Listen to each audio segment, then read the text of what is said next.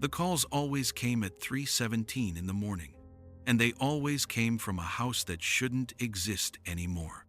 I'm Officer Miranda Frost, and I've been working domestic violence cases for the Riverside County Sheriff's Department for 8 years now. Most of that time, I've been assigned to the night shift, covering the areas around the Salton Sea, a stretch of desert and dying towns that most people forgot about decades ago. It's not glamorous work, but it's necessary. Out here, when someone calls for help, we might be their only lifeline for 50 miles in any direction. The Salton Sea region has always been rough. What used to be a resort destination in the 50s became a toxic wasteland by the 90s. Chemical runoff, pesticide contamination, and hydrogen sulfide gas from the rotting lake made whole neighborhoods uninhabitable. The county evacuated most of the residential areas years ago, condemning entire subdivisions and posting warning signs about the air quality. Drive through there during the day, and you'll see nothing but empty houses with boarded windows, dead lawns, and the occasional hazmat warning posted on chain link fences. That's why the calls from Oleander Street made no sense. The first one came in on a Tuesday night in October. Dispatch patched it through to me around 3 in the morning, a woman's voice, crying, saying her boyfriend was hurting her and she needed help. The address she gave was 1247 Oleander Street, right in the heart of the evacuated zone. I told dispatch I'd check it out, even though I knew the area had been empty for years. The drive took 25 minutes through winding desert roads. I kept my windows up because of the sulfur smell that drifts off the lake at night, and I had my emergency breathing apparatus ready in case the gas levels were high. When I reached Oleander Street, my headlights cut through the darkness to reveal exactly what I expected: empty houses, dead grass, and not a single light or sign of life anywhere. I spent an hour walking through the neighborhood with my flashlight, checking every house I could safely enter. Most were locked up tight, but a few had broken windows or damaged doors.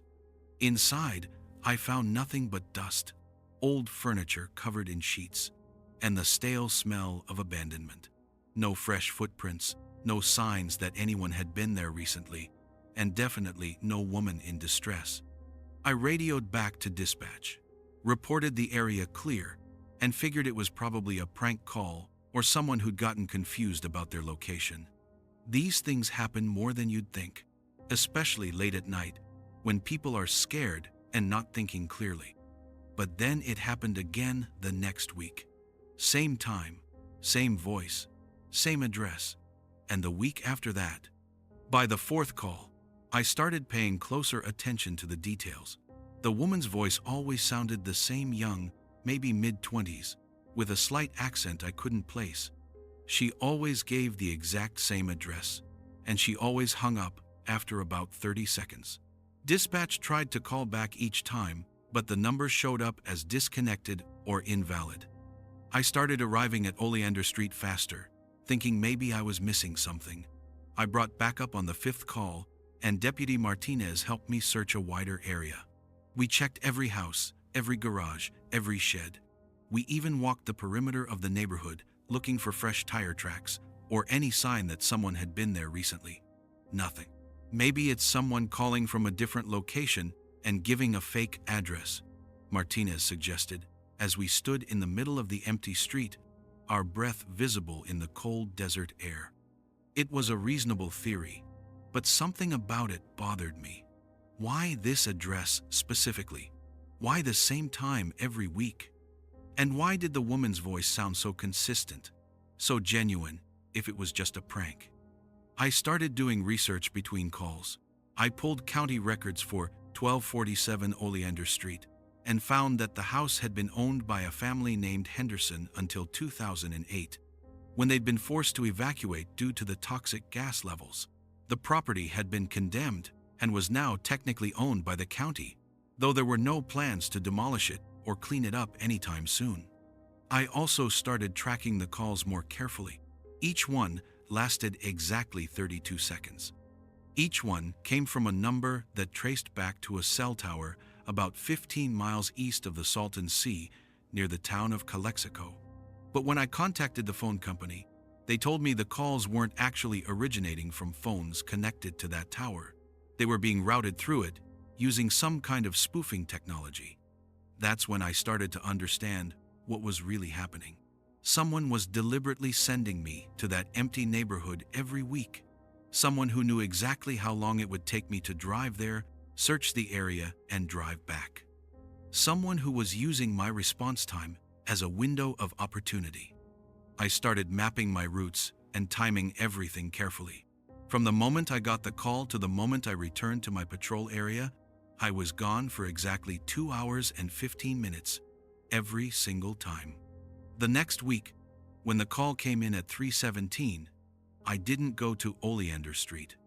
Instead, I drove to Calexico and started patrolling the neighborhoods near the cell tower. I kept my radio on and my eyes open, looking for any signs of domestic disturbance. At 4:38, exactly 81 minutes after the fake call, right when I would normally be finishing my search and heading back, I heard screaming from a house on Maple Avenue. I found her in the front yard, running toward the street in a torn nightgown, blood on her face and her left arm hanging at an odd angle. Her boyfriend was standing in the doorway, watching her run, not even trying to chase her. He had this calm, satisfied expression, like he'd been expecting me. "You're earlier than usual," he said when I got out of my patrol car. That's when I realized he'd been watching me. He knew my patrol schedule, knew how I responded to calls, knew exactly how long it took me to drive to the Salton Sea and back. He'd been using the fake calls to create a window where he knew I wouldn't be in his area, giving him time to hurt her without fear of immediate police response. But there was something else, something that still keeps me awake at night. When I asked the woman about the calls, whether she'd been trying to reach help, she looked at me with genuine confusion. "What calls?" she said. "I never called anyone. He doesn't let me use the phone." The voice on those calls hadn't been hers. It wasn't even close. So whose voice was it? And how did someone else know exactly when and where he was going to hurt her? I arrested him that night, and the calls from Oleander Street stopped, but I never found out who had been making them, or how they'd known what was happening 25 miles away. The investigation into the spoofed calls went nowhere. The phone company said the technology was too sophisticated to trace, and the federal agencies I contacted weren't interested in pursuing what they called a minor telecommunications fraud.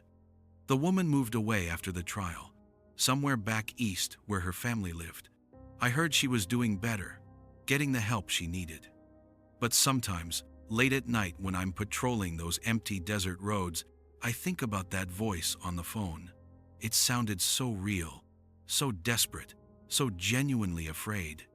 And I wonder who she was, and whether she's still out there somewhere, calling for help from houses that don't exist, trying to save people she's never met. The official report says we solved the case through routine patrol work and good police instincts. But that's not the whole truth. The whole truth is that someone or something was watching, knew what was going to happen, and used me to stop it. I just don't know what that makes me a police officer or a puppet in someone else's plan. Either way, I still drive past Oleander Street sometimes, just to make sure it's still empty. And I still listen to my radio at 3:17 every Tuesday morning, waiting for a call that might never come again, from a voice I hope I never have to hear.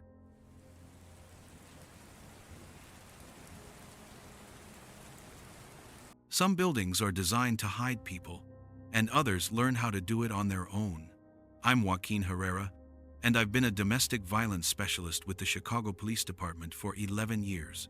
Most of that time, I've worked the South Side, where the cases come fast and the resources come slow. It's the kind of neighborhood where people know not to call the police unless someone's already bleeding, and even then, they think twice about it. The building on Ashland Avenue taught me that sometimes there are good reasons for that hesitation. The Lincoln Terrace Apartments had been condemned for 3 years when I first got the call. City records showed that a gas leak in 2021 had forced the evacuation of all 120 units, and the building had been sealed pending demolition. The developer had gone bankrupt. The city had seized the property, and it had been sitting empty ever since, slowly decaying behind chain-link fences and warning signs. That's what made the 911 call so strange. Domestic disturbance at 455 North Ashland. Dispatch told me that Tuesday night in November. Caller reports screaming from apartment 3B, Lincoln Terrace building. Caller hung up before providing details. I knew the address immediately. Dispatch, that building's been condemned for 3 years. Are you sure about the location? Confirmed. Call came from a landline registered to that address. Units are en route. I was the first to arrive, and what I saw made no sense. The building looked exactly like it had for years: boarded windows, chained doors, and spray-painted warnings about gas leaks and structural damage. But there was something different about the silence. It wasn't the empty quiet of an abandoned building. It was the held-breath quiet of people trying not to be heard. I called for backup and walked the perimeter, looking for signs of entry. The main doors were still chained shut, but I found a section of plywood on the ground floor that had been carefully loosened and could be moved aside. Beyond it was a narrow window that led into what used to be a storage room. That's when I started to notice the details that didn't belong. Fresh footprints in the dust, the faint smell of cooking food, a child's toy truck sitting just inside the window, bright red plastic that couldn't have been there for 3 years. I squeezed through the window and found myself in a building that was supposedly empty but felt anything but abandoned. The hallways were dark, but my flashlight caught glimpses of life everywhere. Wet laundry hanging from makeshift lines, the warm glow of candles under doorways, the soft sound of voices speaking Spanish from somewhere above me. Someone had turned this condemned building into a home. I radioed for more backup and started climbing the stairs toward apartment 3B. Each floor revealed more evidence of habitation: cooking smells, children's voices, the sound of television sets playing through thin walls.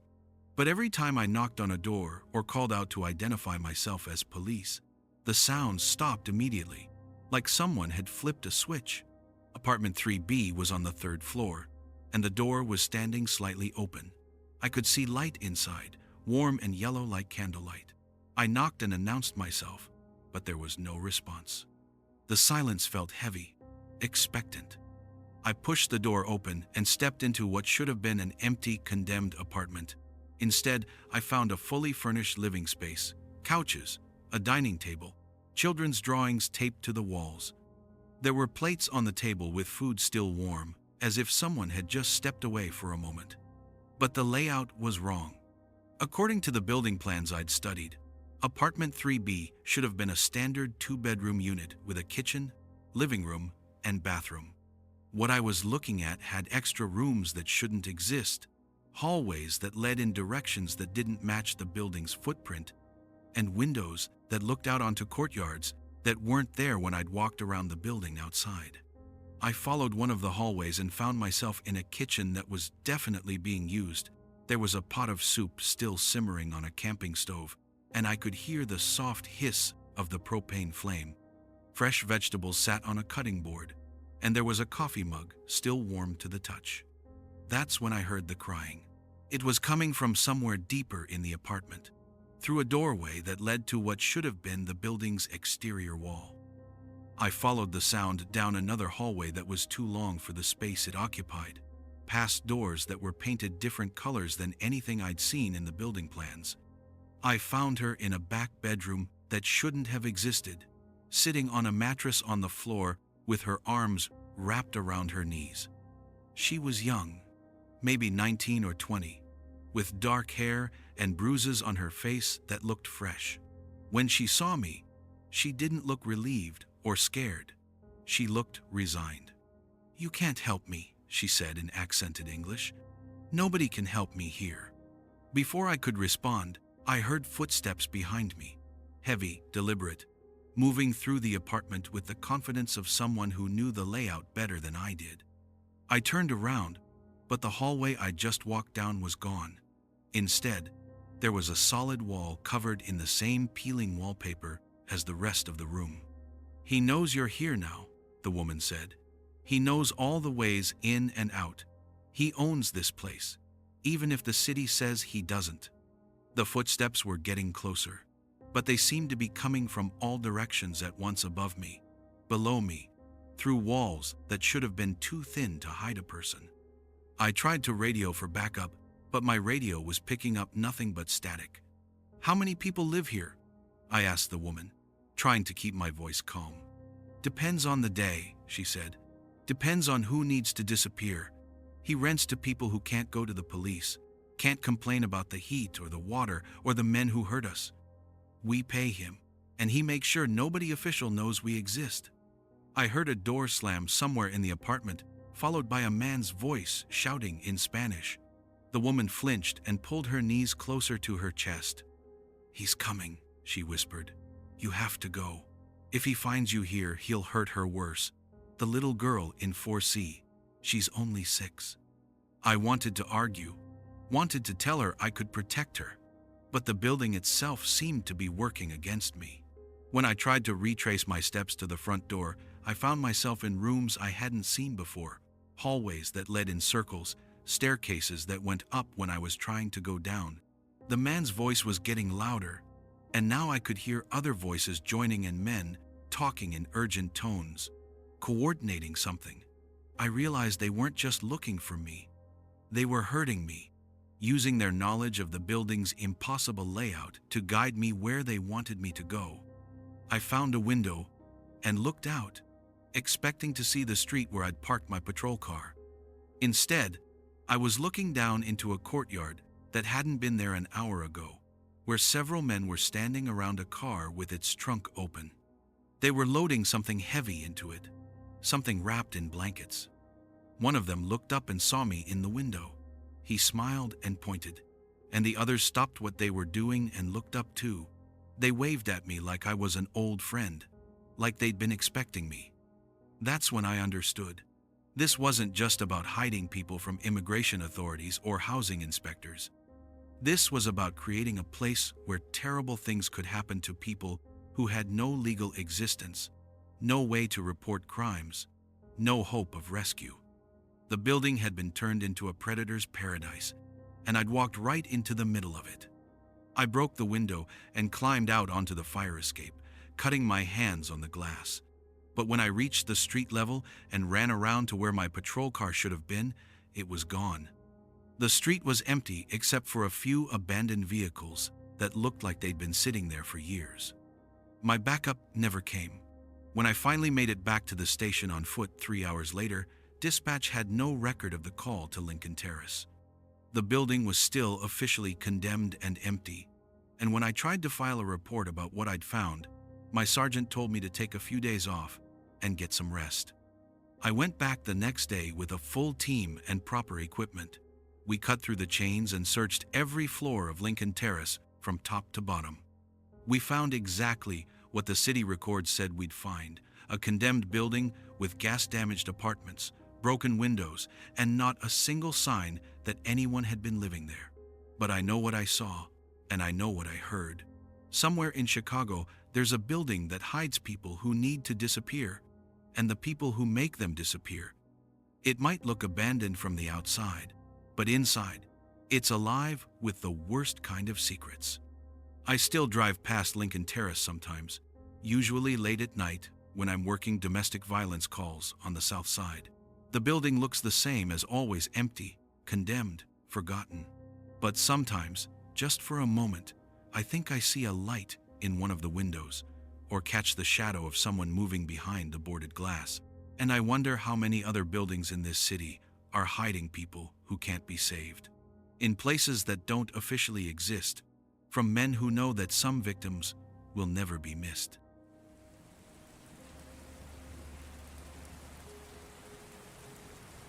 The safest place in the city had become a hunting ground, and I was the one who kept bringing them the prey. I'm Officer Bree Nakamura, and I've been working domestic violence cases with the Philadelphia Police Department for 9 years. Most of that time, I've been the officer who escorts victims to safe houses, shelters, and temporary housing when their lives are in immediate danger. It's not the kind of work that makes you feel good about humanity, but it's necessary. When someone's world is falling apart and they need to disappear for a while, I'm usually the person who helps them vanish. The Sanctuary Women's Shelter on Germantown Avenue was supposed to be the best option we had. It was housed in a renovated section of what used to be the Byberry State Hospital, a massive psychiatric institution that closed in the 1980s. The city had converted the East Wing into a shelter in 2019, and it had everything a safe house needed: controlled access, security cameras, 24-hour staff, and a location that was supposed to be completely confidential. The building itself was imposing in the way that old institutions always are: red brick and tall windows, with long corridors that echoed every footstep. But the renovation had made it feel warmer, more welcoming. The rooms were painted in soft colors. There was a children's play area, and the common spaces had comfortable furniture and good lighting. For women fleeing dangerous situations, it was meant to feel like a fresh start. That's why it took me so long to realize that something was fundamentally wrong. The first sign was subtle, just a pattern I started noticing after my third month of bringing victims there. Women I'd escorted to the sanctuary kept ending up back in the system within weeks, usually with new injuries and stories about how their abusers had somehow found them despite all the precautions. The shelter director, a woman named Dr. Sarah Chen, always had explanations. The women had contacted their abusers themselves. They'd been careless about their new identities. They'd told friends or family members where they were staying. But the explanations never quite fit the facts. In October, I brought in a woman named Angela Torres, who was fleeing a husband with connections to organized crime. We'd given her a completely new identity, and she'd followed every protocol: no contact with anyone from her old life, no social media, no use of credit cards or cell phones that could be traced. 3 weeks later, I found her in the emergency room with a skull fracture and a story about how her husband had been waiting for her in the parking lot when she left the shelter for a job interview. "How did he know where you were?" I asked her while we waited for the doctors. "He knew things," she said, her voice barely above a whisper. "Things about my family that I never told him. Things about my grandmother, about the hospital she was in when I was little. He said he'd been reading my file, that he knew all about the crazy women in my family." That's when I started paying attention to the details that didn't make sense. I began keeping my own records of the women I brought to the sanctuary, tracking their backgrounds and what happened to them after they left. The pattern that emerged was disturbing and specific. Almost every woman who was found by her abuser had some family connection to Byberry State Hospital, a mother or grandmother who'd been a patient there, sometimes going back decades. When I brought this to Dr. Chen's attention, she seemed genuinely surprised and concerned. She told me that all the old patient records from Byberry had been sealed when the hospital closed, and that accessing them would require court orders and federal approvals that could take months or years. There was no way anyone was using those files to track current shelter residents. But I couldn't shake the feeling that someone was doing exactly that. I started arriving at the sanctuary at different times, sometimes just to check on women I'd brought there, sometimes to observe the building and its routines. What I found was a shelter that functioned perfectly during business hours, but felt different late at night. The security cameras seemed to have blind spots in key areas. The electronic locks on the residential floors sometimes failed for no apparent reason, and there were parts of the building sections that hadn't been renovated where people could move around without being detected. One night in November, I was doing a wellness check on a client named Rebecca Walsh when I heard something that made my blood freeze. It was coming from somewhere in the building's unrenovated sections, the sound of someone reading aloud from what sounded like medical records. The voice was male, clinical, and disturbingly intimate, as it described symptoms, treatments, and family histories of women who'd been patients at Byberry decades ago.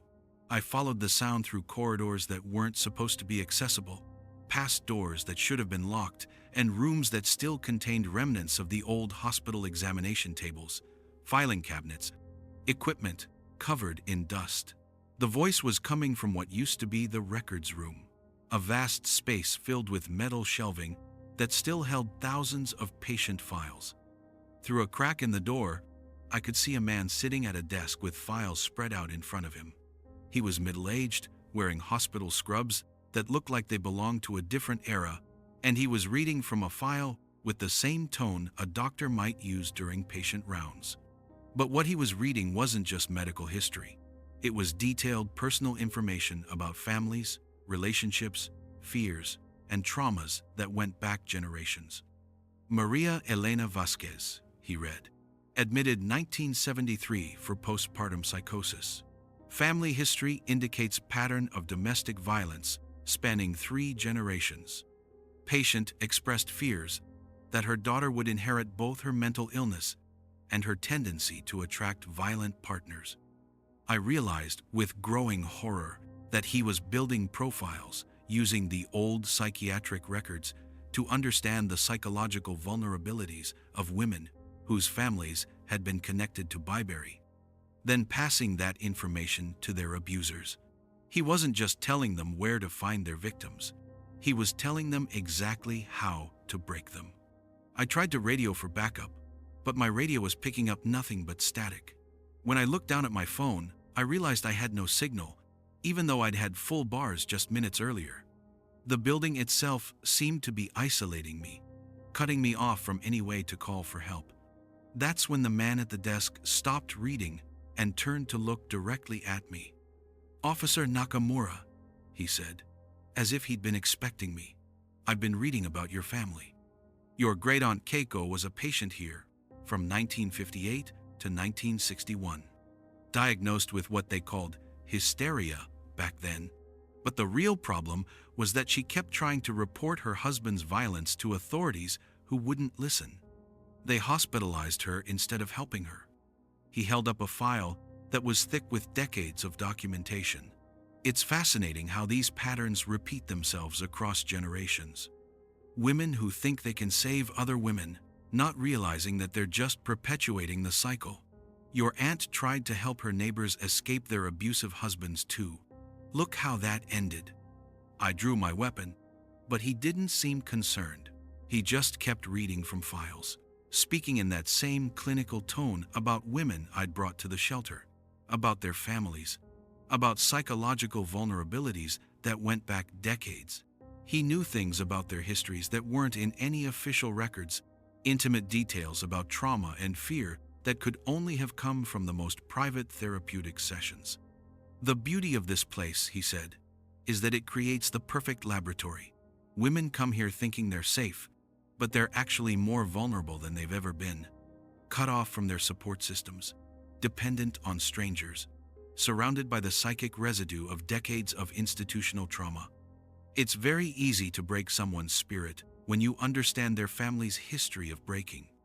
I tried to arrest him, but when I reached for my handcuffs, he was gone. Not just out of the room, completely vanished, as if he'd never been there. The files were still spread across the desk, but they were different now. Instead of patient records from the 1970s, they were intake forms from current shelter residents, filled with handwritten notes in the margins that detailed exactly how to find and terrorize each woman. I gathered as much evidence as I could and called for backup from outside the building. But when the crime scene team arrived, they found nothing. The records room contained only empty filing cabinets and decades of dust. The desk where I'd seen the man reading was covered in undisturbed grime, and there were no fingerprints, no DNA, no trace that anyone had been there recently. The official investigation concluded that I'd experienced some kind of stress-related hallucination, possibly triggered by the building's oppressive atmosphere and my own family history of trauma.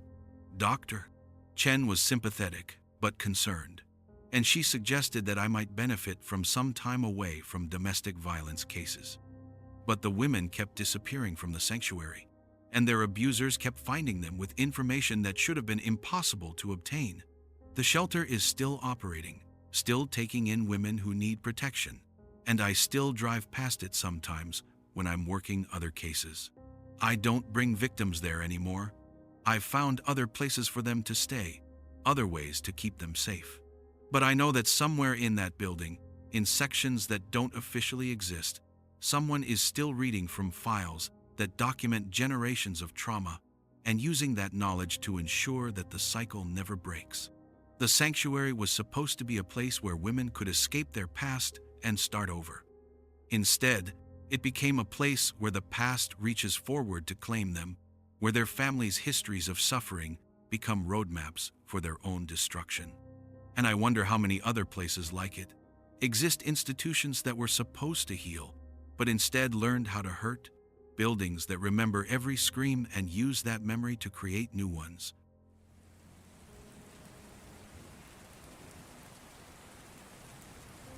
In Centralia, the ground itself had learned to hide predators. I'm investigator Caleb Singh, and I've been serving restraining orders and tracking domestic violence violations for the Pennsylvania State Police for 13 years. Most of that time, I've worked the rural counties where the distances are long, the resources are thin, and the people know how to disappear when they need to. But I'd never encountered anything like what I found in the abandoned mining communities around Centralia, where the coal fires that have been burning underground since 1962 created the perfect cover for a different kind of fire, the kind that burns in the hearts of men who hurt women. Centralia itself is mostly a ghost town now, with only a handful of residents left after the government relocated everyone because of the underground coal fires. But the surrounding area is dotted with abandoned mining camps and company housing that never made it onto official evacuation lists. These places exist in a legal gray area, not quite condemned, not quite habitable, perfect for people who want to live off the grid. That's where I kept having to serve restraining orders to men who shouldn't have been that hard to find, but somehow always were. The pattern started in September with a case involving a woman named Lisa Kowalski, whose ex-husband had been violating his restraining order by showing up at her workplace in Bloomsburg.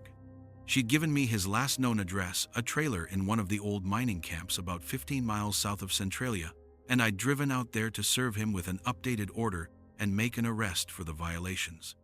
The trailer was there, exactly where she'd said it would be, but Thomas Kowalski wasn't.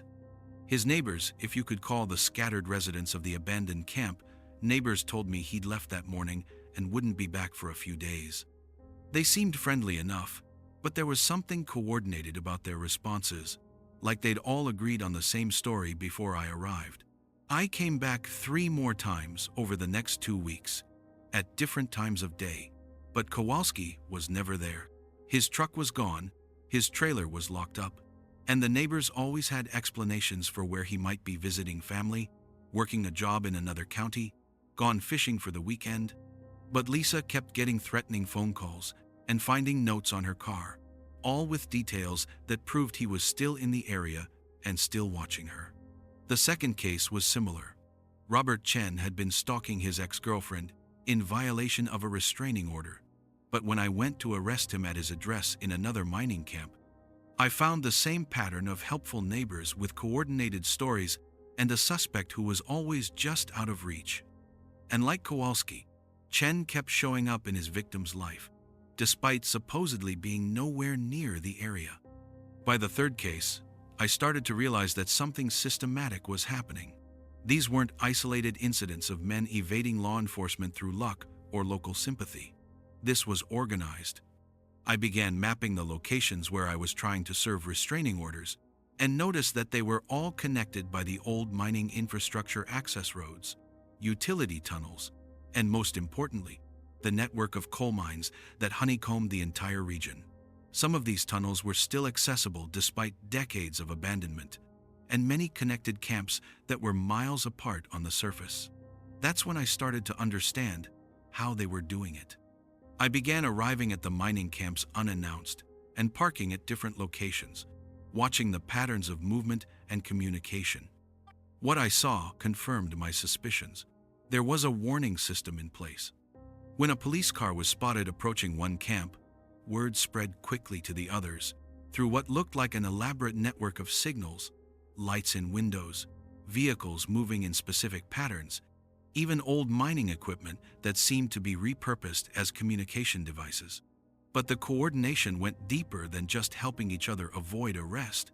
These men were sharing resources, alibis, and information about their victims.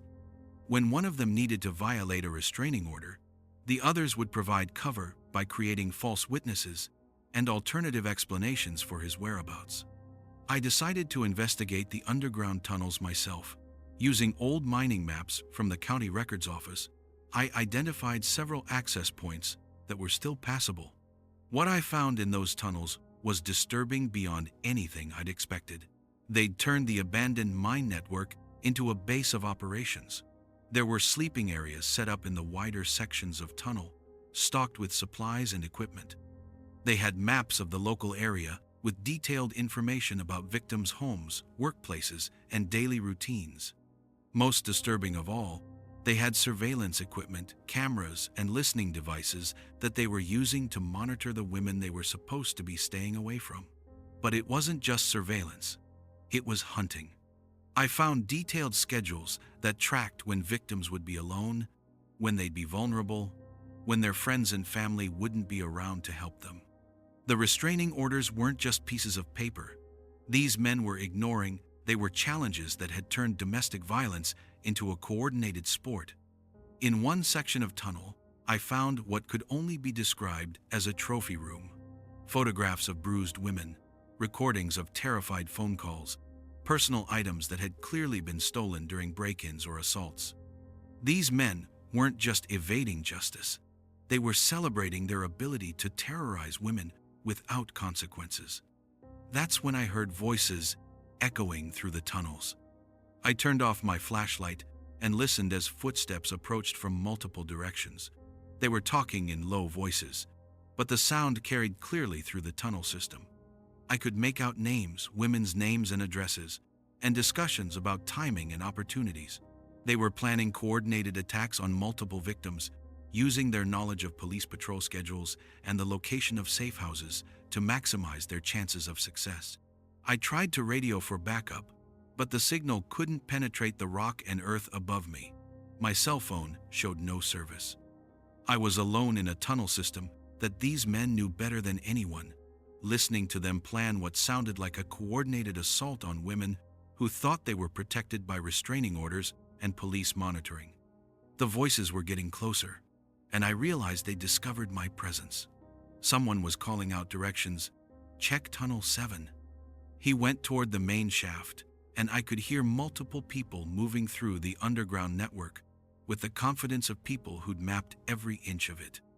I tried to retrace my steps to the surface, but the tunnel system was more complex than the old mining maps had indicated. There were new passages that had been dug or expanded, and connections between tunnels that weren't on any official records. It became clear that these men had been modifying the underground network for years, creating their own private transportation system that allowed them to move around the region without ever being seen on roads or surveillance cameras. When I finally found an exit and emerged into daylight, I was 3 miles from where I'd entered the tunnels, in a section of abandoned mining equipment that provided perfect cover for vehicles and supplies. There were fresh tire tracks everywhere, and I could see that this was one of several staging areas they used for their operations. I called for backup and led a full tactical team back into the tunnels. But by the time we conducted a thorough search, the underground network was empty. We found evidence of recent habitation, sleeping bags, food supplies, electronics, but no people and no documentation of their activities. They'd cleared out everything that could be used as evidence and vanished into the maze of tunnels that connected dozens of abandoned properties across 3 counties. The official investigation concluded that we'd uncovered a sophisticated criminal network that was using abandoned mining infrastructure to coordinate domestic violence and evade law enforcement. Several arrests were made, but most of the men I'd been trying to serve restraining orders on were never found. The victims were relocated to safe houses in other states, but even that didn't guarantee their safety. Within months, some of them reported that their new addresses had been compromised, that they were receiving threatening communications despite having completely new identities and no connections to their old lives. I still work domestic violence cases, but I approach them differently now. I know that restraining orders are just pieces of paper when you're dealing with men who've turned violence into a coordinated enterprise. And I know that in places like Centralia, where the ground itself is burning and the infrastructure of an entire industry has been abandoned to decay, predators can build their own kingdoms underground. Sometimes I drive past the old mining camps, and I can see lights moving in patterns that don't match normal human activity. I know that somewhere beneath the surface, in tunnels that don't appear on any current maps, the hunting continues. And I wonder how many other places like this exist. Regions where the failure of industry and government has created spaces where the worst impulses of human nature can organize and thrive. The restraining orders I serve now feel different in my hands, heavier, more fragile, because I know that somewhere underground, men are reading copies of them and using them as hunting licenses.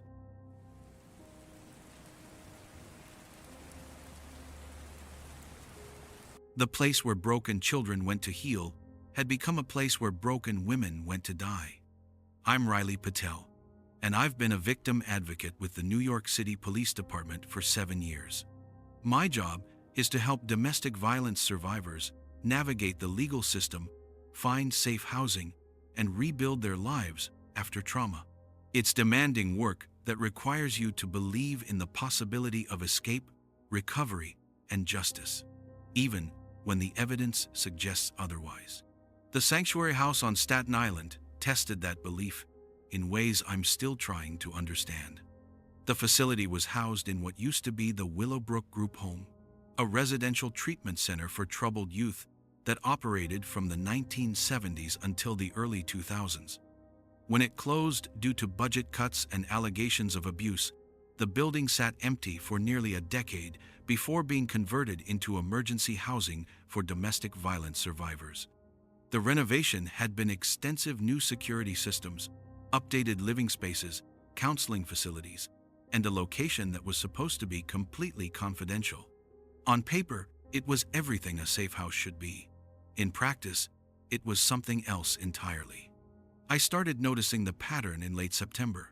Women I placed at Sanctuary House kept being found by their abusers within days of arrival, despite following every security protocol we had. New identities, sealed records, no contact with their previous lives. It didn't matter. Their attackers found them anyway, and when they did, the violence was worse than before, as if the brief taste of safety had somehow amplified the rage. The first case was Margaret Chen, a teacher whose ex-husband had been stalking her for months after their divorce. I'd placed her at Sanctuary House on a Tuesday, and by Friday, she was in the hospital with injuries that suggested he'd had time to plan a methodical assault. When I asked how he'd found her, she told me he'd known details about the facility that weren't public information: the layout of the building, the schedules of the staff, even the location of the panic buttons in her room. The second case was similar. Jennifer Walsh lasted 6 days at Sanctuary House before her boyfriend found her in the facility's parking lot. The attack was brutal and public, as if he'd wanted to send a message to other residents about how easily their security could be breached. By the third case, I knew we had a security leak. I started investigating the facility's staff and procedures, looking for vulnerabilities in their systems. What I found was troubling, but not immediately obvious. The background checks were thorough, the security protocols were solid, and the staff seemed genuinely committed to protecting their residents. But there were small inconsistencies: shift schedules that didn't match the official records, access logs that showed people entering the building at odd hours, and a pattern of staff turnover that seemed unusually high. The breakthrough came when I was reviewing old records from the building's previous incarnation as the Willowbrook Group Home. I was looking for structural information that might explain how abusers were gaining access to the facility when I found something that made my blood freeze.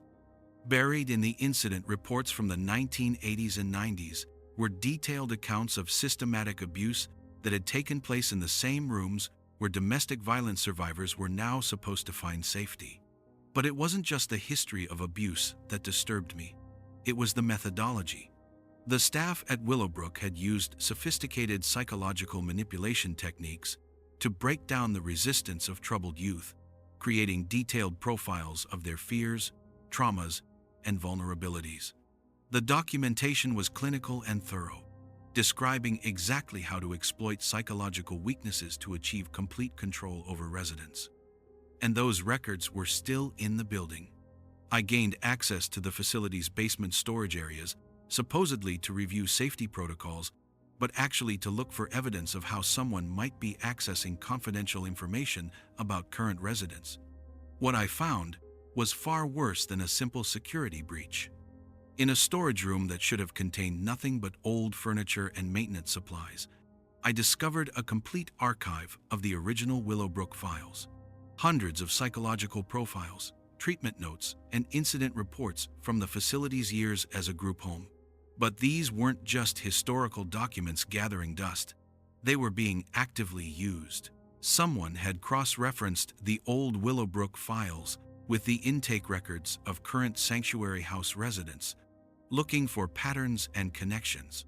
They'd identified women whose families had been involved with the original group home, daughters of former residents, sisters of kids who'd been placed there decades ago, and were using the psychological profiles from those old cases to understand how to manipulate the current residents. But the manipulation wasn't just about selling information to abusers. It was about breaking down the women's psychological defenses before their attackers even arrived, using the building's institutional memory of trauma to re-traumatize women who thought they'd found safety. I found detailed notes describing how to use the building's layout to trigger panic responses in residents who'd grown up in institutional settings, how to exploit specific phobias and traumas that were documented in their family's old files, how to create an atmosphere of fear and helplessness that would make the women easier targets when their abusers finally came for them. The person responsible wasn't just leaking security information. They were conducting psychological warfare against women who were already at their most vulnerable, using decades-old documentation of childhood trauma to ensure that the cycle of abuse would continue. That's when I heard footsteps in the corridor above me. I turned off my flashlight and listened as someone moved through the building with the confidence of someone who belonged there. They were checking rooms systematically, and I could hear keys jingling as they unlocked doors that should have been secured. I realized they were doing rounds, checking on residents who thought they were safe in their beds. I tried to leave the storage room quietly, but the building's old heating system created echoes that carried sound in unexpected ways.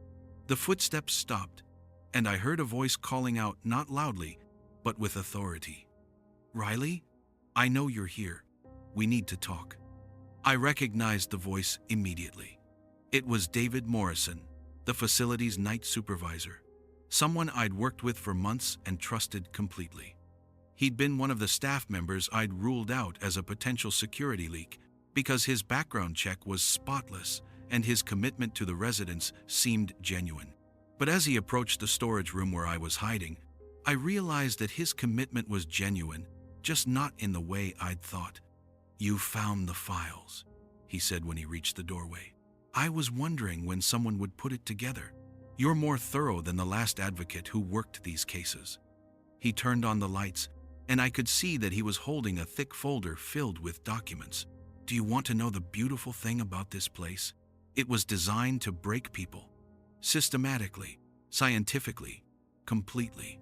The staff who worked here in the 80s and 90s were experts at psychological manipulation, and they documented everything. Every technique, every vulnerability, every way to make someone feel helpless and alone."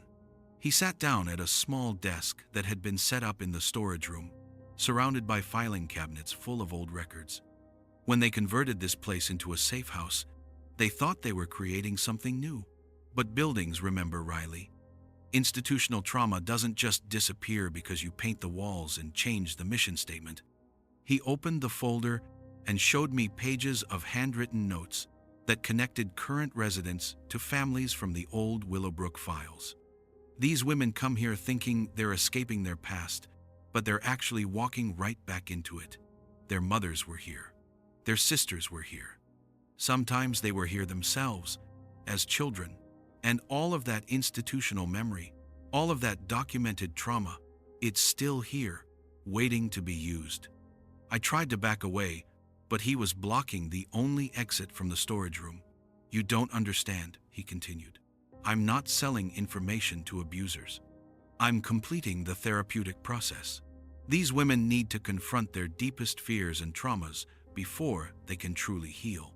The fact that some of them don't survive the process is unfortunate, but it's necessary. He pulled out a file with my name on it, and I realized with growing horror that he'd been researching my background too. Your family has an interesting history with institutional care, Riley.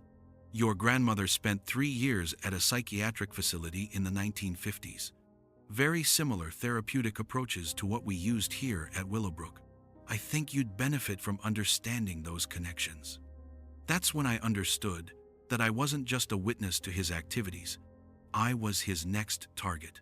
I tried to run, but the building's layout seemed to work against me. Corridors that I remembered as straight suddenly had turns I didn't expect. Doors that should have led to exits opened onto rooms I'd never seen before. It was as if the building itself was designed to trap people, to funnel them back toward the central treatment areas where the real work of breaking them down could begin. I finally escaped through a fire exit and called for backup, but by the time the tactical team arrived, Morrison was gone. The storage room had been cleared of all the files and documentation I'd seen, and there was no evidence of the systematic psychological manipulation I'd discovered. The official investigation concluded that Morrison had been selling resident information to abusers for financial gain, and a warrant was issued for his arrest. But he was never found, and the deeper truth about what had been happening at Sanctuary House was buried in bureaucratic language about security failures and inadequate background checks. The facility was closed pending a full security review, and the residents were relocated to other safe houses around the state. But I know that some of them didn't survive the transition. The psychological damage that Morrison had inflicted during their stay at Sanctuary House made them even more vulnerable to their abusers, and several women ended up back in the hospital or worse. I still work as a victim advocate, but I approach safe houses differently now. I know that institutional trauma has a way of perpetuating itself across generations, and that places designed to help can become places that hurt when the wrong people gain access to them. And I know that somewhere out there, Morrison is probably still working, still using his knowledge of psychological manipulation to ensure that broken women stay broken. The Sanctuary House building is scheduled for demolition, but I drive past it sometimes when I'm working cases on Staten Island. The windows are boarded up and the parking lot is empty, but I can still feel the weight of all the suffering that happened there. First as a group home, then as a safe house, and maybe in other incarnations that haven't been documented yet. Some buildings are designed to break people, and once they learn how to do it, they never really stop.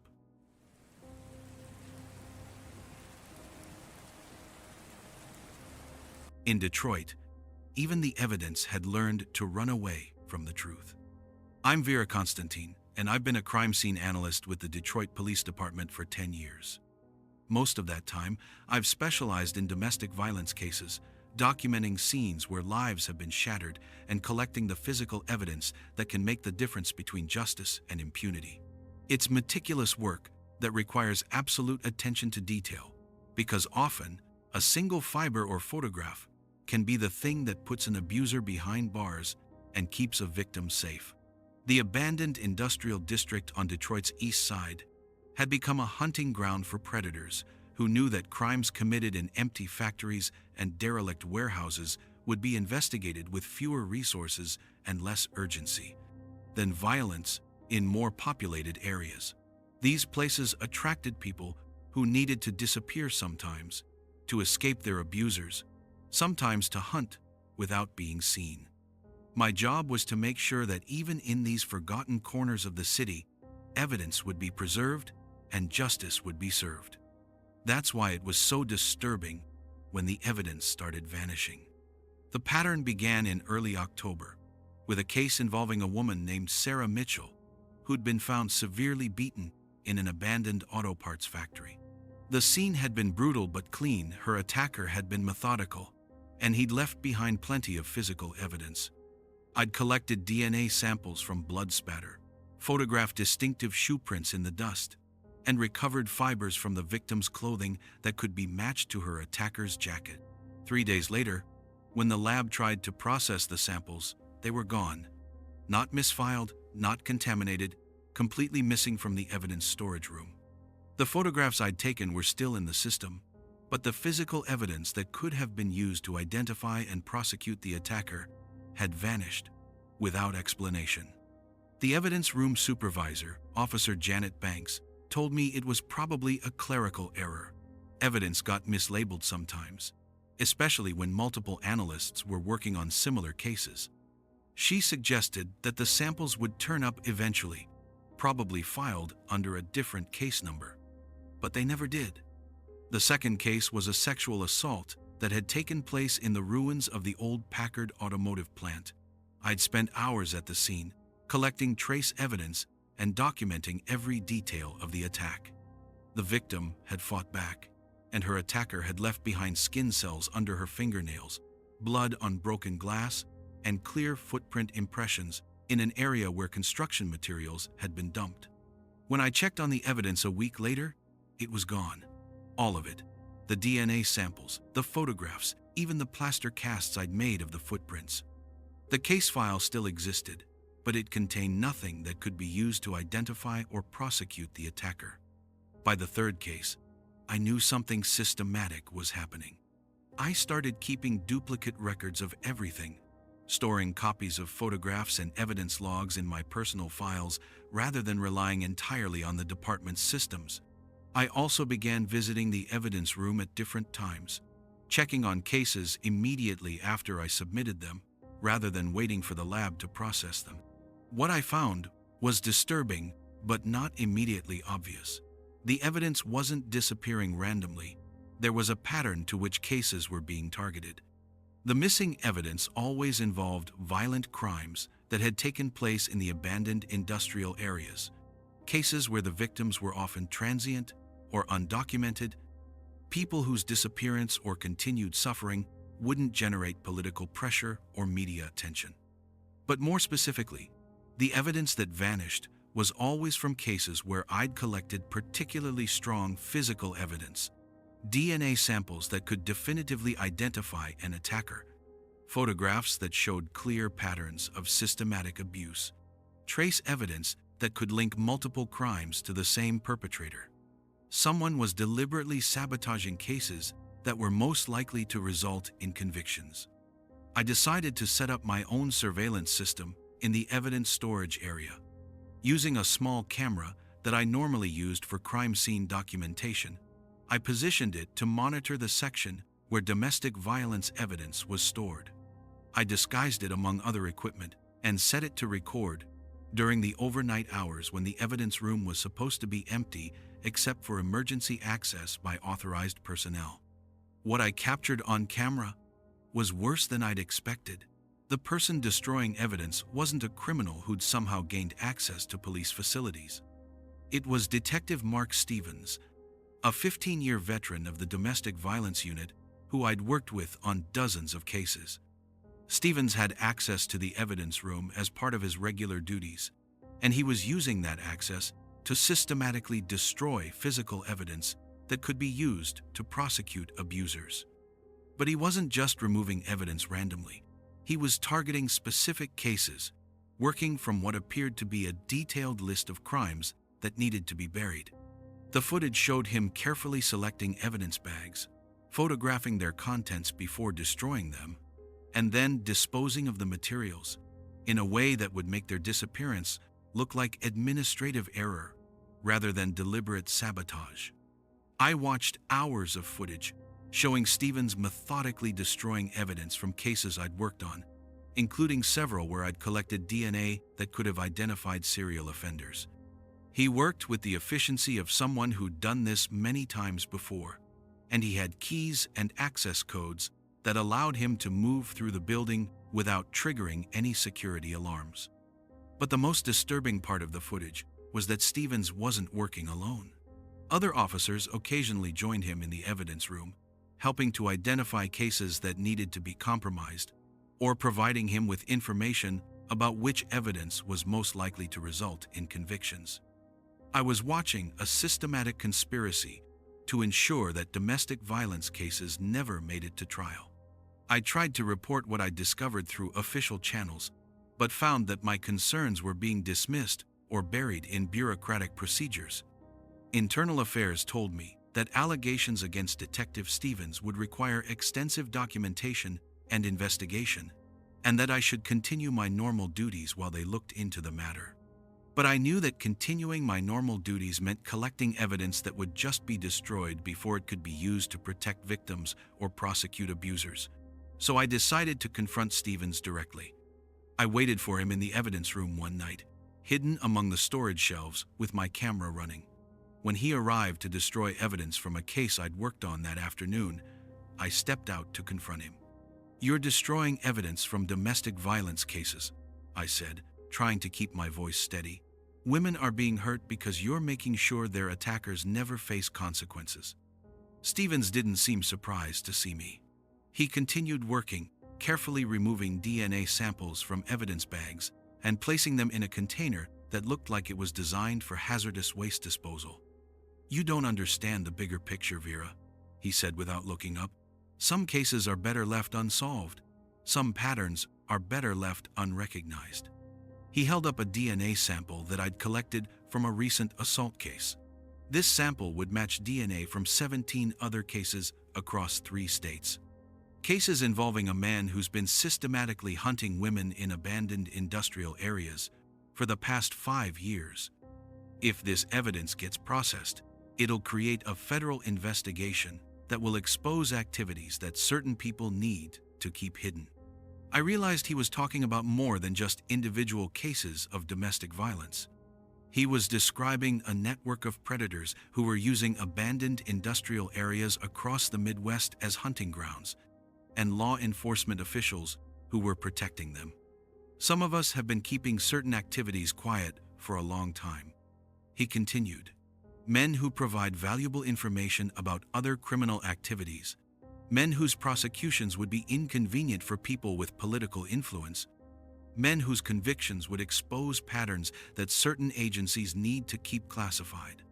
He showed me a list of cases that had been compromised over the years, dozens of domestic violence investigations that had been sabotaged to protect a network of connected predators. "Your evidence is too good, Vera. You document things too thoroughly. You make it impossible to bury cases quietly." That's when I understood that my own thoroughness as an analyst had made me a target.